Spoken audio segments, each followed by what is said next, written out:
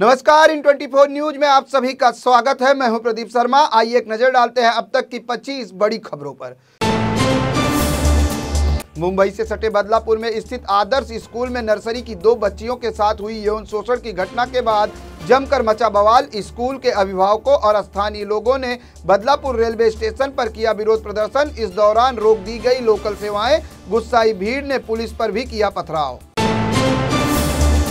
बदलापुर के स्कूल में सफाई ठेकेदार ने की थी बच्चियों से छेड़खानी। इसके बाद आक्रोशित लोग स्कूल में कर रहे थे विरोध प्रदर्शन। सोमवार को शुरू हुए विरोध प्रदर्शन के बाद मंगलवार को भी जमकर हुआ बवाल। भीड़ को रोकने के लिए पुलिस ने किया आंसू गैस का इस्तेमाल। शिक्षा मंत्री दीपक केसरकर ने कहा, फास्ट ट्रैक कोर्ट में चलेगा मामला। आरोपी के खिलाफ पॉस्को एक्ट के तहत दर्ज किया गया है केस और हो चुकी है गिरफ्तारी।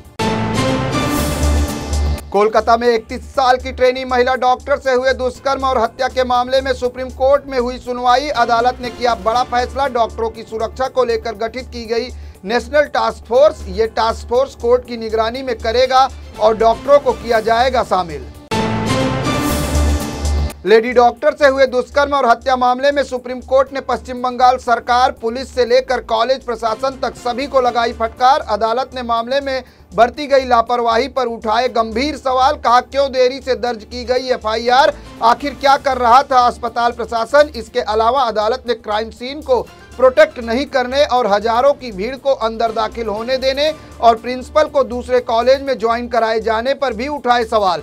चीफ जस्टिस ऑफ इंडिया ने सीबीआई से इस मामले में गुरुवार तक स्टेटस रिपोर्ट दाखिल करने को कहा।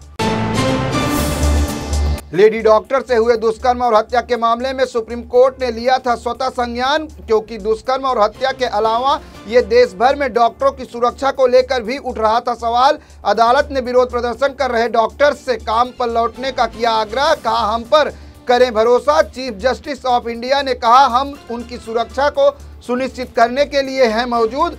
हम इस मामले को हाई कोर्ट के लिए नहीं छोड़ेंगे, क्योंकि यह मामला है राष्ट्रीय हित का। लेडी डॉक्टर से दुष्कर्म और हत्या के बाद सवालों के घेरे में आया आरजीकर मेडिकल कॉलेज के पूर्व प्रिंसिपल संदीप घोष की कम नहीं हो रही हैं मुश्किलें। अब उनके खिलाफ कोलकाता पुलिस ने दर्ज किया है वित्तीय भ्रष्टाचार का मामला। ममता सरकार के विशेष सचिव की शिकायत पर दर्ज हुआ केस। लेडी डॉक्टर के दुष्कर्म और हत्या मामले में अब तक सीबीआई ने संदीप घोष से की है 58 घंटे तक पूछताछ। कोलकाता में लेडी डॉक्टर से हुए दुष्कर्म और हत्या के बाद जारी है डॉक्टरों का विरोध प्रदर्शन, जिसके चलते चरमरा गई है पश्चिम बंगाल की स्वास्थ्य सेवाएं। देश के अलग अलग हिस्सों में भी चल रहे हैं विरोध प्रदर्शन के चलते स्वास्थ्य सेवाएं हुई हैं प्रभावित। केंद्र सरकार ने डॉक्टरों से काम पर लौटने की है अपील। पूरे देश को झकझोर देने वाले कोलकाता में हुए लेडी डॉक्टर से दुष्कर्म और हत्या के मामले को लेकर नहीं थम रहा है लोगों का आक्रोश। अब आम लोगों से लेकर फिल्मी सितारों ने भी जाहिर किया है अपना गुस्सा। मिथुन चक्रवर्ती, शत्रुघ्न सिन्हा का भी छलका दर्द। कहा, बंगाली होने के नाते मैं सिर उठाकर नहीं चल सकता। शत्रुघ्न ने डॉक्टरों से की प्रोटेस्ट न करने की अपील। देश के सबसे बड़े सेक्स स्कैंडल के मामले में पॉस्को एक्ट का आया बड़ा फैसला। 32 साल पहले अजमेर में हुए गैंगरेप और ब्लैकमेल कांड के बाकी बचे 6 आरोपियों को दोषी करार देते हुए अदालत ने सुनाई आजीवन कारावास की सजा। दोषी नफीस चिश्ती, नसीम उर्फ टार्जन, सलीम चिश्ती, सोहिल गनी, सैयद जमीर और इकबाल भाटी का भी हुआ हिसाब। साल 2092 में 100 से अधिक स्कूल और कॉलेज छात्राओं के साथ गैंगरेप करने और ब्लैकमेल करने के मामले में थे 18 आरोपी, जिनमें से 9 को पहले ही हो चुकी थी सजा। राजस्थान के उदयपुर में चाकूबाजी में मारे गए युवक देवराज सिंह का पुलिस की कड़ी सुरक्षा व्यवस्था के बीच हुआ अंतिम संस्कार। दरअसल सोमवार को देवराज सिंह की हो गई थी मौत। विशेष समुदाय के युवकों ने चाकू से कर दिया था हमला। पिता ने वारदात को बताया बड़ी साजिश और कहा कि सुनियोजित तरीके से उनके बेटे पर हुआ हमला। यूपीएससी में लेटरल एंट्री को लेकर बहस छिड़ने के बीच मंगलवार को केंद्र सरकार ने लिया बड़ा फैसला। लेटरल एंट्री के विज्ञापन पर रोक लगाते हुए सीधी भर्ती न करने का दिया आदेश। इस संबंध में कार्मिक मंत्री ने यूपीएससी चेयरमैन को लिखा पत्र। सरकार के इस कदम के बीच कांग्रेस के वरिष्ठ नेता राहुल गांधी ने दी प्रतिक्रिया। कहा, भाजपा की लेटरल एंट्री जैसी साजिशों को हम कर रहे हैं, हर हाल में नाकाम करके दिखाएंगे।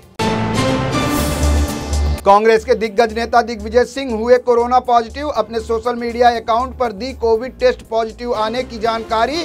दिग्विजय सिंह ने खुद को किया आइसोलेट। कहा डॉक्टर ने 5 दिन तक आराम करने की दी है सलाह, जिसके चलते अगले कुछ दिनों तक मैं किसी से नहीं कर पाऊंगा मुलाकात।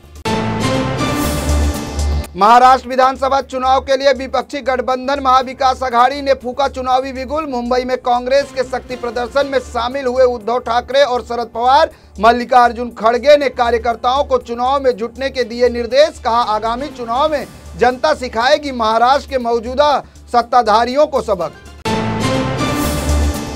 महाराष्ट्र में होने वाले विधानसभा चुनाव से पहले असदुद्दीन ओवैसी की पार्टी AIMIM में मचा घमासान। पूर्व सांसद इम्तियाज जलील की प्रेस कॉन्फ्रेंस के दौरान आपस में भिड़े कार्यकर्ता और नेता। मुंबई अध्यक्ष की जिम्मेदारी संभाल रहे फैयज अहमद को पद से हटाए जाने के बाद नाराज कार्यकर्ताओं ने जमकर किया बवाल और कहा इम्तियाज जलील का किया विरोध।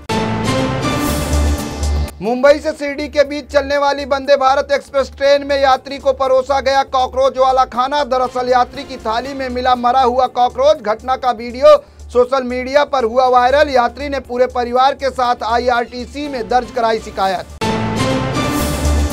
पुलिस थाने को जुए का अड्डा बनाने वालों पर हुई बड़ी कार्रवाई। दरअसल नागपुर के पुलिस थाने का वीडियो हुआ था वायरल, जिसमें जुआ खेलते और सिगरेट पीते नजर आए थे पुलिसकर्मी। अब इस मामले में 2 पुलिस वालों को किया गया है सस्पेंड। मुंबई के कांदिवली इलाके में रोड रेज के दौरान पुजारी पर चाकू से हमला करने वालों के खिलाफ पुलिस ने की बड़ी कार्रवाई। 34 वर्षीय पुजारी पर हमला करने और उसे घायल करने के आरोप में 2 लोगों को किया गया गिरफ्तार। पीड़ित ने खुद इस मामले की नहीं की थी शिकायत, लेकिन वीडियो वायरल होने के बाद पुलिस ने की कार्रवाई।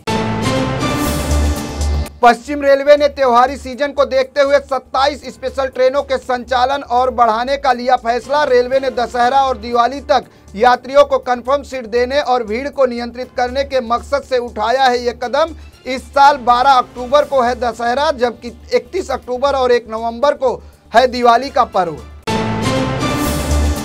पश्चिम रेलवे ने बांद्रा टर्मिनस भावनगर साप्ताहिक special, Bandra terminus Gandhidham, Bandra terminus Gorakhpur, Dahanu road, Bandra terminus Udhna special, Valsad, Bhiwani, Okha, Gandhigram, Ahmedabad, Patna और मुंबई सेंट्रल बरौनी साप्ताहिक स्पेशल समेत कई ट्रेनों के परिचालन को अक्टूबर नवंबर तक के लिए बढ़ाया। 20 अगस्त से खुल जाएगी विस्तारित फेरों की बुकिंग। सभी PRS काउंटरों और IRTC वेबसाइट पर उपलब्ध होगा टिकट।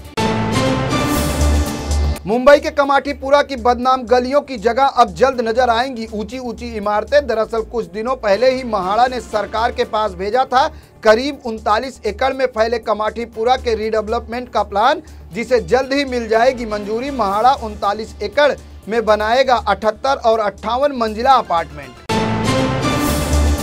कमाठीपुरा पुनर्विकास परियोजना के तहत कुल 18 इमारतें बनने का है प्रस्ताव, जिनमें से 58 मंजिला की 10 और 78 मंजिला की बनाई जाएंगी 8 बिल्डिंगें। इनमें से 10 इमारतों में बसाए जाएंगे स्थानीय लोग, जबकि 8 बिल्डिंगें के घरों को बेचेगा महाड़ा। इस प्रोजेक्ट के जरिए महाड़ा को मिलेंगे 1500 से 1800 फ्लैट, जिसमें बेचने के बाद 1000 करोड़ की आमदनी की है उम्मीद।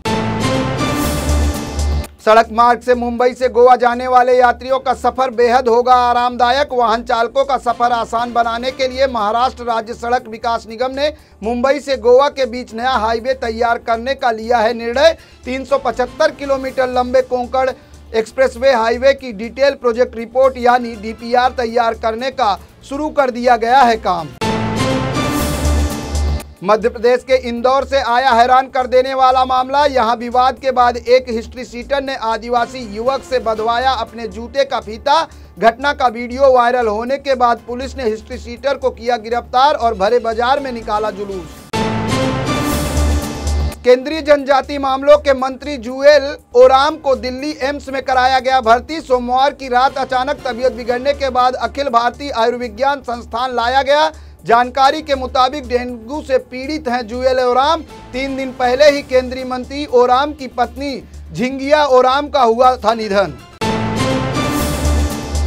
केंद्र सरकार द्वारा पेश किए गए बजट में कस्टम ड्यूटी घटाए जाने के बाद पिछले एक महीने में लगातार गिर रही है सोने की कीमत। 69,010 रुपए प्रति 10 ग्राम पर पहुंची घरेलू सोने की कीमत। हालांकि गोल्ड ETF में इन्वेस्ट कर पा सकते हैं अच्छा रिटर्न।